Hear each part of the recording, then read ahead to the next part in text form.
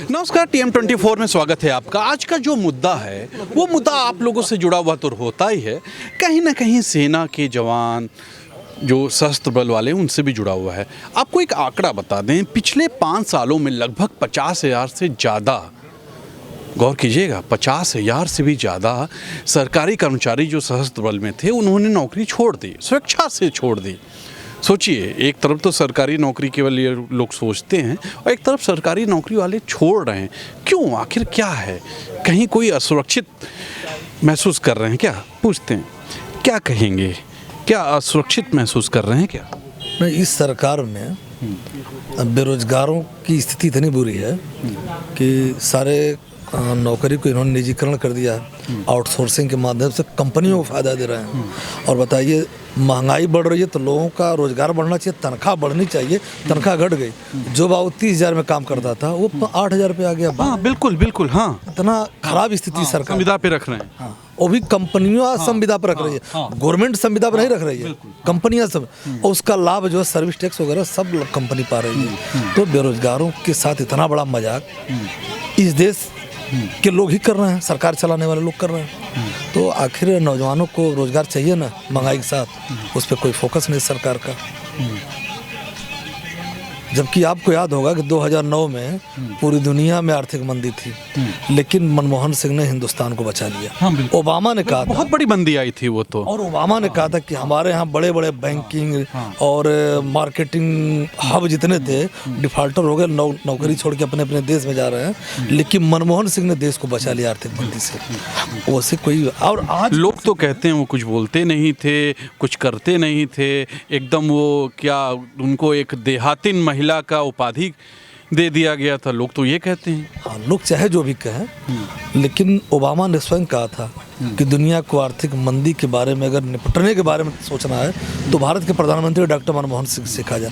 और आज हिंदुस्तान, दुनिया में आर्थिक मंदी नहीं है, लेकिन हिंदुस्तान में लग रहा आर्थिक मंदी है। तर त्यौहार देखेंगे, होली हुआ, रमजान हुआ, स्थिति बुरी है। लोगों के पास पैसे नहीं, क्रय शक्ति नहीं है, पैसा पता नहीं मार्केट में कहाँ है कहाँ नहीं है। तो आज की स्थिति बड़ी भयावह है। अच्छा, फिर मैं उसी मुद्दे पे आता हूँ। क्या लगता है ये सरकारी कर्मचारी लोगों ने, जो सशस्त्र बल वाले हैं, उन्होंने नौकरी किस वजह से छोड़ी होगी? उनकी अलग समस्या है। 5 साल के लिए नौकरी दे रहे हैं जी, जो अभी अग्निवीर का जो भर्ती हुआ है। 5 साल के लिए नौकरी है अग्निवीर का, आप देख रहे हैं ना। 5 साल में वो क्या कर लेंगे? इसके पहले 15 साल में पूर्णकालिक हुआ करते थे, जरूरत पड़ने पर उनको सीमा बुलाई जा सकती थी। लेकिन अग्निवीर को 5 साल की नौकरी दे रहे हैं और कह रहे हैं इससे मैं बेरोजगारी दूर कर दूंगा। कौन सी बेरोजगारी दूर कर देंगे आप भाई? आपके पास क्या व्यवस्था बताइए? अच्छा, तो पेंशन भी अब नहीं है, कहीं यही रीजन? पेंशन भी समाप्त होने जा रही है। नहीं, अभी फिलहाल सेना वाली पेंशन है, लेकिन अग्निवीर को कुछ नहीं है। वो न इधर के है ना उधर के बेचारे, उनको कुछ नहीं मिल रहा है, जैसा कि सरकार ने अपना आंकड़ा दिया है। लेकिन अन्य पेंशन तो समाप्त कर दिए गए ना। अन्य विभागों में एक टीचर है, मान लीजिए, वह बुढ़ापे का सहारा उसका पेंशन है, वो भी आप छीन लिए। एक सरकारी कर्मचारी कोई भी व्यक्ति है। कुल मिला के ये सरकार को आप कितना नंबर देंगे? 10 में आप कितना नंबर देंगे? नहीं, भारत सरकार की बात करें कि स्टेट की, दोनों अलग अलग चीज़। मैं भारत सरकार की बात, भारत सरकार तो 90% फेल मानेंगे, 90% फेल मानेंगे। ये सरकार, इसके बाद भी आपका सवाल यही होगा ना कि सरकार कैसे बनती है? सरकार तो हिंदू मुस्लिम के नाम पर बनती है, अगड़े पिछड़े के नाम पर बनती है। सरकार समीकरण से बनता है, न कि देश को आगे ले जाने के लिए। आपने कितनी अच्छी बात इन्होंने बोली है कि सरकार जो है वो हिंदू मुस्लिम से बनती है, मतलब कहीं ना कहीं हिंदू मुस्लिम वाले मुद्दे को उठा के बनती है। चलिए और लोगों से मिलते हैं। हमारे संग एक सीनियर पर्सन है, इनसे बात करते हैं। क्या कहेंगे, सरकारी नौकरी के प्रति लोगों का मोह भंग हो रहा है, लोग नौकरी छोड़ रहे हैं, 50,000 से ज़्यादा लोगों ने नौकरी छोड़ दी, क्यों, आखिर क्यों? विश्वास सरकार के ऊपर जनता का है ही नहीं है। इसलिए कि जो भी कदम आज तक उठाई है सरकार, गलत तरीके से उठाई है, जनता के हित में नहीं उठाई है। और नौकरी के लिए इन्होंने वादा किया था, हर वादा इनके फेल हो गए। कोई कानून नहीं बनाया गया और न कोई बात हुई। हम यूपीए सरकार में जो है, माननीय ये मनमोहन सिंह की सरकार में जो है, सोनिया गांधी बैठ करके बीमार थी, हैं, और उन्होंने फूड प्रोसेसिंग बिल लाया, हैं, कहा कि लाने से नहीं काम बनेगा, कानून बनना चाहिए। आज उसका रिजल्ट है कि गरीबों को अनाज मिल रहा है, तो उसको ये कहते हैं मोदी योगी कि यूपीए सरकार में तो कोई काम ही नहीं हुआ, सब तो इन्हीं के में हुआ। हाँ, ये झूठ बोलते हैं सब। झूठ बोलते हैं? हाँ, एकदम झूठ, टोटल झूठ। 14 के बाद आज़ादी मिली है देश को। 14 के बाद आज़ादी, जितना विकास का काम है कांग्रेस के द्वारा हुआ। और 10 साल में ये बता दें कौन सा विकास हमने किया है? बड़े बड़े कहते विकास हुआ है, इतने बड़े बड़े नहीं, विकास। कहीं नहीं। अरे 6 लैंड पर, जो 6 लैंड के लिए प्राइम मिनिस्टर यूपीए सरकार के मनमोहन सिंह ने जो है हिंदुस्तान भर खाका खींचा और बनवाया, उस 6 लैंड पर ये सब हेलीकॉप्टर उतार के कहते हैं हमने बनवाया।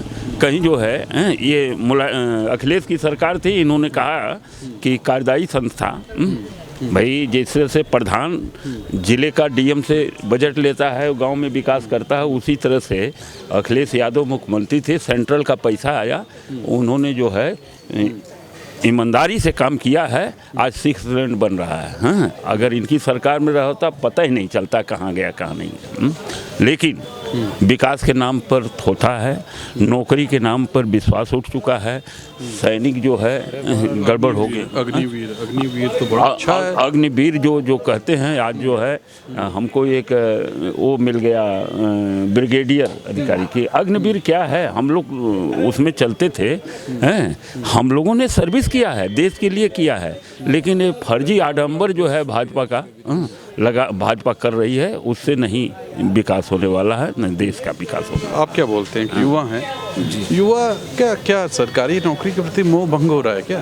देखिए, ये सरकार जितनी भी अब तक योजना लाई है, सबसे पहले युवाओं ने इनको पीएम पद पे बैठाया कि कुछ देश में बदलाव आएगा। सबसे पहले युवाओं का जड़ इन्होंने काट दिया।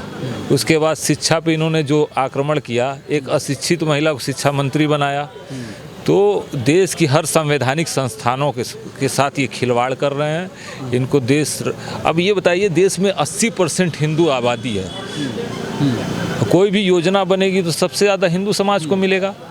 रेलवे का निजीकरण कर रहे हैं, तो उस योजना में अगर कोई टिकट खरीदता है तो सबसे ज़्यादा लाभ किसको मिलने वाला है? हिंदू समाज को मिलने वाला है।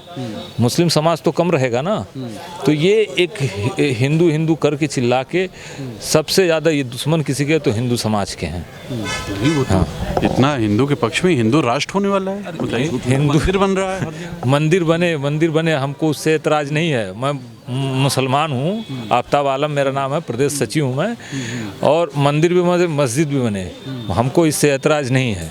लेकिन जो बुनियादी मुद्दे हैं, बुनियादी सवाल हैं, बेरोजगारी, शिक्षा, सुरक्षा, इस पर बात होनी चाहिए। आज इस पर बात नहीं हो रहा है। आज पहले ऐसे मीडिया के साथी हैं आप कि जो बुनियादी सवाल पूछ रहे हैं, नहीं तो यहाँ तो डाइवर्ट किया जाता है, मेन मुद्दे से ध्यान भटकाया जाता है। अच्छा भी लगा कि आपने, चलिए धन्यवाद। हम लोग तो निष्पक्ष बात करते हैं भाई, निष्पक्ष एकदम बात करते हैं। 12.5 लाख से ऊपर देश के नागरिक देश छोड़ के जा चुके हैं, विदेश में। हाँ बिल्कुल, देखिए बहुत अच्छी बात इन्होंने कही है। मैंने एक बार ये मुद्दा उठाया भी था, आपको बता दें कि ये क्यों जा रहे हैं लोग, क्यों विदेशी नागरिकता ले रहे हैं लोग, यहाँ की छोड़ रहे हैं। ये तो सोचना चाहिए। 14 के बाद से बहुत ज़्यादा हुआ। हाँ, ये सरकार को सोचना चाहिए, ये सरकार को सोचना चाहिए ऐसा क्यों हो रहा है। कहीं इतना विदेश घूमे, कहीं से इन्वेस्टर नहीं आ रहे हैं, देश की अर्थव्यवस्था कहाँ जा रही है, देश पे कर्ज का बोझ डाला जा रहा है। ये आने वाला बच्चा 50 सालों तक कर्ज चुकाएगा, उसकी क्या गलती है? इस पर सोचना चाहिए। और युवाओं के साथ तो जो ठगी किए, एक पीढ़ी जो हमारी उम्र की जो पीढ़ी थे वो बर्बाद हो चुके हैं, उनके पास कोई रास्ता नहीं है। और जब बर्बादी के रास्ते पे जाएंगे तो अराजकता फैलेगी। इसका कितना खामियाजा देश को भुगतना पड़ेगा, इसका अंदेशा। इस केंद्र सरकार को आप 10 में कितना नंबर देते हैं? ये माइनस में इनको कोई नंबर नहीं है। माइनस में देंगे कितना नंबर? जीरो, एकदम माइनस भी नहीं है। ये हालात है, देख लीजिए। चलिए कहीं और चलते हैं, कहीं और मिलते हैं, शायद कोई जय करने वाला मिल जाए। चलिए चलते हैं। क्या लगता क्यों लोग नौकरी छोड़ रहे हैं? नहीं, नौकरी छोड़ नहीं रहे, नौकरी मिल भी रही है उनको।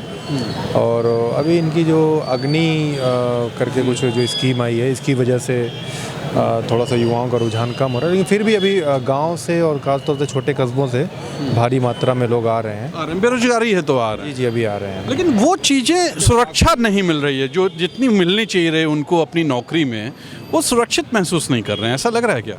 हाँ, अभी रिस्क तो थोड़ा हो गया ना कि जैसे 5 साल 4 साल जो भी करने के बाद फिर उनको कंटिन्यू किया जाएगा कि नहीं, या फिर वहाँ से में भी उनको निकाल दिया जाए, तो उससे थोड़ा दिक्कत तो पेंशन भी नहीं है। हाँ, पेंशन भी नहीं है, एक सिक्योर नहीं है, उनका करियर सिक्योर नहीं है। क्योंकि एक अगर आर्मी में बंदा जा रहा है 24-25 साल की उम्र में या 22 साल की उम्र में, 5 साल बाद अगर उसको वहाँ से निकाल दिया गया तो फिर उसके बाद वो किस सेक्टर में जाएगा, क्या करेगा लाइफ में, तो इसका फ्यूचर सिक्योर है नहीं। तो इस वजह से थोड़ा रिस्क बना हुआ है। तो युवाओं में तो उसकी थोड़ा कमी दिख रही है कि लोग उसकी तरफ रुझान अब कम हो गए हैं। पहले लोगों जिस तरह से एक गांव में 50 लड़के 100 लड़के निकलते थे, अब कम हो रहा है। हाँ, अब कम हो रहा है। अच्छा, वर्तमान सरकार को आप 10 में से कितना नंबर देंगे?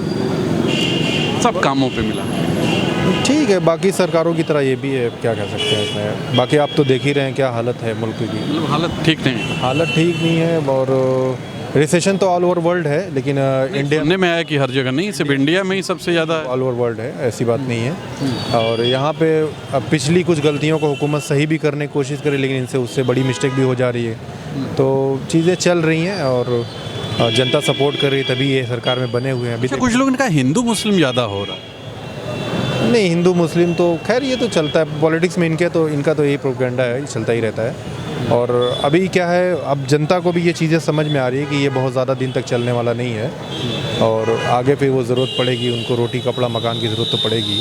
तब उनको समझ में आएगा। तब उनको समझ में आएगा कि ये तो चीज़ें बहुत पीछे हैं। जीने के लिए खाना और पहनने के लिए कपड़ा तो चाहिए इस देश के अंदर, और फिर वो हारमोनी दिखेगी लोगों में, भाईचारा बना रहेगा।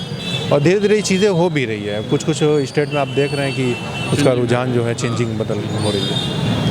आपने ये युवा हैं, सीधे तौर पे इनका कहना है कि लोगों को अब समझ में आएगा, आगे समझ में आ भी रहा है, इसीलिए कई स्टेट पे सरकारें चेंज हो रही, इनका ये कहना है। और सेना में जो लोग नहीं जाना चाहते हैं वो शायद अग्निवीर के वजह से, क्योंकि उसमें जो हालात हैं, पेंशन नहीं है, उसके बाद फिर 4 साल बाद फिर सोचा जाएगा कि उनको करना है कि नहीं करना है, ये हालात है। चलिए, आज का मुद्दा ये था, सोचिएगा ज़रूर कि क्या इस सरकार से आप खुश हैं। कैमरा पर्सन विक्की विश्वकर्मा और तुषार शर्मा का नमस्कार।